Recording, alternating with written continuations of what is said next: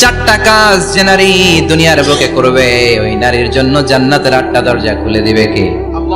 এক নাম্বার, আল মারআতু ইযা সাল্লাত খামসাহা, 5 ওয়াক্ত নামাজ যে মেয়েরা পড়বে, সামাত শাহরাহা, যারা রমজানের রোজা রাখবে, আতাআত বালাহা, স্বামীর আনুগত্য করবে, হাফিজাত ফুরুজাহা, লজ্জাস্থানের হেফাজত করবে। এই 4টা কাজ যে নারীরা করবে, 8টা জান্নাতের দরজা তাদের জন্য খুলে দিবে কে? আল্লাহ। সহজ হয়ে গেল না? মাত্র 4টা। কয়টা? আরো জোরে বলেন, কয়টা? 4টা। মাত্র 4টা কাজ। আর কিছু কাজ করতে বিশ্বনবী নিষেধ করেছেন। জামার উপর দিয়ে পারফিউম মেখে যেতে নিষেধ করেছেন মুহাম্মদ সাল্লাল্লাহু আইয়ুমা ইমরাআতিন ইস্তাআতারাত, যেই মহিলারা পারফিউম মেখে বের হলো পুরুষদের দৃষ্টি আকর্ষণের জন্য, কিয়ামতের দিন জিনাকারিনীদের কাতারে ওদেরকে দাঁড় করাবে কে? অনেক মহিলারা আছে ঝাঁঝালো পারফিউম দেয়, আছে না? টেম্পুর মধ্যে বসাই যায় না, না?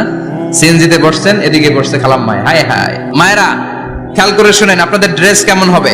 নাম্বার 1, আপনার পুরো দেহটা ঢাকা থাকতে হবে। যে ড্রেস পরবেন, you should cover your whole body. শুধু হাতের এই 2 কবজি আর চেহারা খোলা রাখতে পারবেন, তবে চেহারা ঢেকে রাখা উত্তম। একজন মহিলা বোরকা পরছে কিন্তু চেহারা খোলা, তার হেজাব হয় নাই, পর্দা হয় নাই, এটা বলা যাবে? কিন্তু উত্তম হচ্ছে চেহারা ঢেকে রাখা, কারণ চেহারা সৌন্দর্যের রাজধানী। Face is the capital of beauty, ঠিক কিনা? চেহারা দেখলাম তো সব বোঝা গেল, ঠিক কিনা?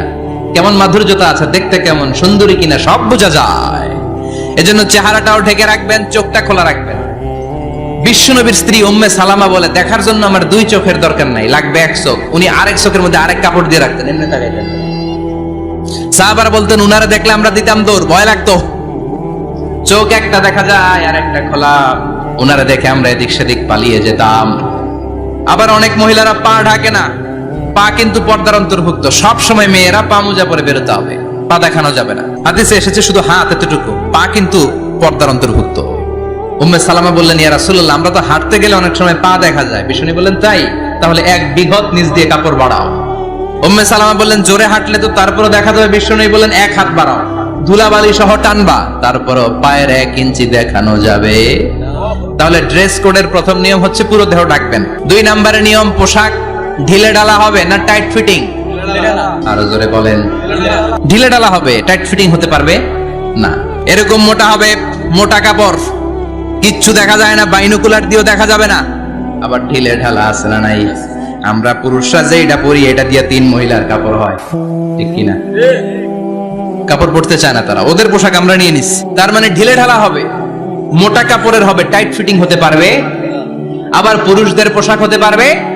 এই 4টা নিয়ম মেনে যে যেই ধরনের পোশাক পরেন, চাদর পরেন সমস্যা নাই, শাড়ি পরেন সমস্যা নাই, ব্লাউজ পরলে ফুল হাতা পরবেন সমস্যা নাই, মেক্সি পরলেও সমস্যা নাই, বোরকা পরলেও সমস্যা নাই, কিন্তু পোশাকটা শালীন পোশাক হতে হবে। কি পোশাক?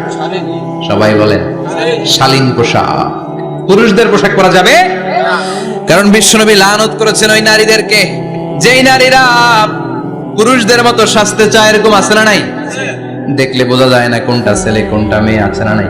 ইসলাম যে মর্যাদা আপনাদেরকে দিয়েছে, আর কেউ দিয়েছে নাকি? ইসলাম বলে প্রথম সন্তান কন্যা সন্তান হলে ঘরের মধ্যে বরকত, আছে না নাই? মিন বারাকাতিল মারআতি তাফকিরুহা বিল ইনাস, একটা মেয়ের মধ্যে বরকত বেশি না কম কেমনে বুঝবেন? তার প্রথম সন্তান যদি মেয়ে হয়, তাহলে বুঝবেন এই মেয়েটা বরকতওয়ালা মেয়ে। এই মেয়ে আপনার জীবনে অনেক কিছু নিয়ে আসবে। সুবহানাল্লাহ কইতে পারেন না? কিন্তু অনেক ডাকাইতেছে, মেয়ে হইলে অখুশি হয়, ছেলে হইলে পাড়ার সবারে জিলাপি খাওয়ায়, পাড়ার সবারে মিষ্টি খাওয়ায়, মেয়ে হইলে কিচ্ছু খাওয়ায় না, আছে না নাই? কিন্তু আমরা মেয়ে হলে খুশি হব। কার কার প্রথম সন্তান মেয়ে? হাত তোলেন। 1 জন, 2 জন, 3 জন। প্রথম সন্তান মেয়ে কার? হ্যাঁ, অনেকে আছে তো মাশাআল্লাহ, আপনারা অনেক বরকতময়, আলহামদুলিল্লাহ, হাত নামান। আমারও প্রথম সন্তান মেয়ে, 3টাই মাইয়া, জান্নাত একটা আবার দিয়ে। তার মানে 3 জান্নাতের মালিক, মাশাআল্লাহ। আল্লাহ বাইরে তুমি কবুল করো। তার মানে কোন ঘরে যখন মেয়ে আসে, আল্লাহ বলে ঘরটা বরকতময়। মেয়েটা যখন বড় হতে শুরু করে, মেয়েটা ভাইয়ের জন্য বরকতময়। মেয়ে যখন বিয়ের উপযুক্ত হয়, বাবার জন্য বরকতময়। 2 মেয়ে মানে বাবার 2 জান্নাত, 3 মেয়ে মানে 3 জান্নাত, সুবহানাল্লাহ। আবার যখন স্বামীর কাছে যায়, ইসলাম বলে ওই স্বামী আল্লাহর কাছে সেরা, যেই স্বামী বউয়ের কাছে সেরা। বউ যদি আপনারে ভালো বলে, আপনি আল্লাহর কাছে ভালো। বউ যদি খারাপ বলে, আপনি আল্লাহর কাছে খারাপ। তার মানে ব্যালেন্স করেছে ইসলাম। স্বামীর আনুগত্য করতে বলেছে, আবার স্বামীকেও বলেছে স্ত্রীকে ভালোবাসতে, ঠিক কিনা? কথা বলেন। ইসলাম বলে তোমার হাত যদি বউয়ের হাতের সাথে মিলাও, দুই হাতের সগীরা গুনাহ মাফ করে কে? স্ত্রীর দিকে যখন তাকাও, তোমার চোখের সগীরা গুনাহ মাফ করে কে? প্রতি মাসে মাসে স্ত্রীর কাপড় চোপড় আর কসমেটিক্স কেনার জন্য যে টাকাটা দাও, এই টাকাটা সদকা হিসেবে কবুল করবে কে? এবার এই মহিলা গর্ভবতী, ইসলাম বলে সন্তান ভূমিষ্ঠ করতে যে যদি কোনো মা ডেলিভারি কেসে হসপিটালে মারা যায় কিংবা বাসায় মারা যায়, কিয়ামতের দিন ওই মহিলাকে শহীদদের কাতারে দাঁড় করায় দিবে কে?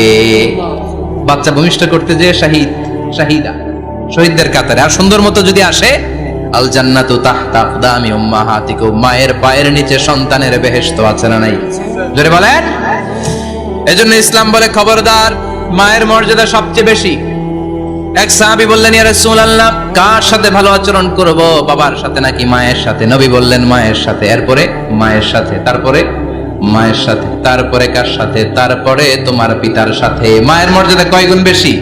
ওগো মা, তুমি এই ধরনের শ্রেষ্ঠ নিয়ামত, তোমারই পদতলে রয়েছে জান্নাত। ওগো মা, তুমি এই ধরনের শ্রেষ্ঠ নিয়ামত, তোমারই পদতলে রয়েছে জান্নাত। সুবহানাল্লাহ। আমি বলি আমাদের পায়ের নিচে থাকে মোজা, জুতা আর বালু, আর মহিলাদের পায়ের নিচে জান্নাত। এই পৃথিবীটারে 1000 বার বিক্রি করলে জান্নাতের একটা চেয়ারের দাম হবে না। সুবহানাল্লাহ পড়ে। আর যেই জান্নাত মায়ের পায়ের নিচে পড়ে আছে, ওই পায়ের দাম বেশি না কম? বেশি। এজন্য মায়েদের সাথে ভালো আচরণ করতে হবে। ইসলাম নারীকে দিয়েছে ইবাদতের অধিকার। নারীরা যদি মহিলার সমাবেশে যেতে চায়, কোনো পুরুষ বাধা দিতে পারবে? নারী যদি মসজিদে নামাজ পড়তে যেতে চায়, বাধা দিতে পারবে? মহিলাদের নামাজের জায়গা করেন নাই আপনারা? করেন, আস্তে আস্তে করেন, আস্তে আস্তে করতে হবে। তারা অনেক সময় বাইরে বের হয়, বাসায় আসতে আসতে নামাজের সময় হয়ে গেছে, কই পড়বে নামাজটা? মসজিদে সুযোগ করে দেন, মসজিদে পড়বে। তবে ঘরে পড়া উত্তম, ঘরে পড়লে বেশি সওয়াব। সুবহানাল্লাহ। তার মানে ইবাদতের অধিকার। ইসলাম নারীকে দিয়েছে শিক্ষার্জনের অধিকার। আপনার ছেলেকে স্কুলে পাঠান, শুধু ছেলেকে নয়, আমরা বলি আপনার ছেলেকেও পাঠান, মেয়েকেও পাঠান, ঠিক কিনা? আপনার ছেলেকে মাদ্রাসায় পাঠান, মেয়েকেও পাঠান। শিক্ষা সবার জন্য। বিষ্ণু বলেছেন, আল্লিমু বানাতাকুম সূরাতান নূর, তোমরা তোমাদের মেয়েদেরকে সূরা নূর শিখাও। কোন সূরা? কথা কোন? ও আমার মায়েরা, আপনাদের জন্য রব্বুল আলামিন সব হকের কথা সূরাতুন নূরে বলেছে। আল্লিমু বানাতাকুম সূরাতান নূর, তোমরা তোমাদের নারীদেরকে সূরাতুন নূর শিক্ষা দাও। ও আমার মায়েরা, আজ থেকে সূরাতুন নূরের অর্থ পড়বেন, তাফসীর পড়বেন, ঘরটারে বরকতময় করে দিবে কে? আপনাদের আছে মোহরানার অধিকার। বিয়ে করলে পুরুষ মোহরানা পাবে না, দিবে। কিন্তু আমরা এতগুলা টাকা নিয়ে আসি, টাকা আছে না নাই? সারা জীবন মেয়েটারে লালন পালন করলো, একটা মেয়ে হলো একটা বাবার কলিজা। মেয়ে দিয়ে দিল মানে বাবা কলিজা ছিঁড়ে দিল। আর কি চাস? ডাকাত, ফকির কোথাকার। খবরদার, বিয়ের মধ্যে 1 টাকা যদি তুমি যৌতুক খাও, কিয়ামতের দিন আল্লাহ তোমারে ছাড়বে। যৌতুকের সাথে ইসলামের কোনো সম্পর্ক? যৌতুকের সাথে সম্পর্ক? যৌতুক খেলে ডবল গুনাহ। যৌতুক খাওয়া ততটা অপরাধ, কুকুরের গোশত খেলে যত অপরাধ, এর চেয়ে বেশি অপরাধ।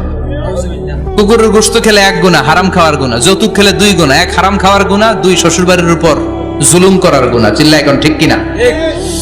এরপরে ইসলাম নারীকে দিল ভালো আচরণ পাওয়ার অধিকার। ইসলাম নারীকে দিল বাবার সম্পদে উত্তরাধিকারের অধিকার। একজন বাবা ইন্তেকালের আগে ছেলেকে যদ্দুর দিবে, মেয়েকে তার অর্ধেক দিতে হবে। যেরকম, ঠিক কিনা? দেয় তো? ছেলেরে 2 কাটা দিলে মেয়ের 1 কাটা দেয় না? কদ্দুর দেয়? দেয় না। হ্যাঁ, ডাকাইত। ওই যে ডাকাইত। আবার কই সুবহানাল্লাহ, নাউজুবিল্লাহ কও বেটা। ছেলেকে যদ্দুর দিবেন, মেয়েকে অর্ধেক। ইউসিকুমুল্লাহু ফি আওলাদিকুম লিযযাকারি মিসলু হাযযিল উনসায়াইন। ও আমার বাবারা, সম্পদ হলো হাতের ময়লা, আপনি চলে যাবেন, সম্পদ থেকে যাবে। ছেলেরে যদ্দুর দিবেন, মেয়েরে অর্ধেক। কার কথা? মানতে রাজি আছেন তো? একজন প্রশ্ন করেছে যে অনেক মেয়েরা ডিজাইন করা বোরকা পরে, এত ডিজাইন করে যে তাকিয়ে থাকতে মনে চায়। মানে বোরকা পরার কারণে আরো বেশি তাকায় থাকতে মনে চায়, এরকম ঝামেলা আছে না? নাই না, এরকম ঝিলিমিলি বিভিন্ন ধরনের ডিজাইন করা, অতিমাত্রায় ডিজাইন, যেটা মানুষের দৃষ্টি আকর্ষণ করতে পারে, এরকম বোরকা পরা যাবে না। বোরকা হতে হবে ঢিলে ঢালা, বোরকা হতে হবে মোটা কাপড়ের, বোরকা হতে হবে আপনার সেফ গার্ড। ওই বোরকায় যদি আপনার সর্বনাশের কারণ হয় তাহলে তো এই বোরকা দিয়ে কোনো লাভ নাই। চিল্লা এখন ঠিক কিনা? আমার বোনেরা, আপনাদের জন্য যা বলেছি কেফায়া, নাকতাফি বিহাদাল কাদার, এতটুকুই আমি যথেষ্ট মনে করি। এজন্য এই 6 জন নারীর জীবনী আমাদেরকে জানতে হবে, আমাদেরকে হেজাব পালন করতে হবে আমাদের সিকিউরিটির জন্য। ইসলাম আমাদেরকে যে অধিকার দিয়েছে কেউ দেয় নাই। ইসলাম যে বিধান দিয়েছে আমাদের ভালোর জন্যই দিয়েছে, ঠিক কিনা?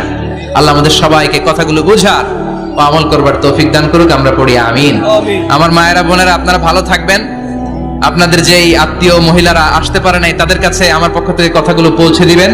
এই এলাকার সব মাদেরকে বোনদেরকে আল্লাহ তুমি বিশ্বনবীর স্ত্রীদের মতো কবুল করে নাও। আমরা পড়ি আমিন।